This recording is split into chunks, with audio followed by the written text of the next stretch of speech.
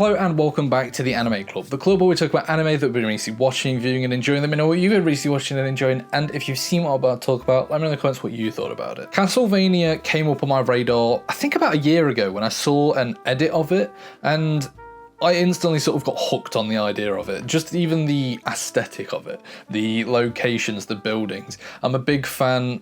I've not finished it yet, but I'm a big fan of Berserk, and it gave me those similar vibes. But I never got around to watching it, and then I was just scrolling on Netflix, and I thought, you know what? Let's start it and let's see where it goes. And I am so glad I did, because it's not long, which is probably my only downfall of season 1, but I finished it in that night, like there and then, because it was so compelling. Like I wanted to learn so much more about this world, about what's going to happen, about where it's going, and now I want to watch so much more. Like, I feel like they were going to do season 1 as a film and then decided to do it as a series instead, because if I had watched season 1 and that was the only thing that was out, it would have drove me crazy, because the sort of setup of it's essentially a setup. The whole series is a setup for that final moment where the trio come together, and I'm so interested to see what happens. You've got a beast slayer, a vampire, and a sorcerer going on the hunt for Dracula in a world where it's overrun by hell creatures sent by Dracula. That's insane. The animation of this show is gorgeous. Like, some of the shots and scenes are incredible, and it's got that darker side that I always love when anime goes to. That sounds sadistic, but just when they're not afraid to show eyeballs being ripped out, show just this gory gruesomeness of this dark, twisted fantasy world.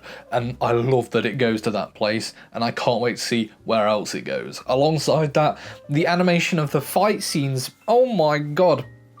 In that final battle, when the trio comes together, the fight between the vampire and the vampire hunter, I mean, obviously at that point, I don't have a clear understanding of the vampire's powers. So to see him like moving fast, but the way it juts around him and the sword fighting and just everything.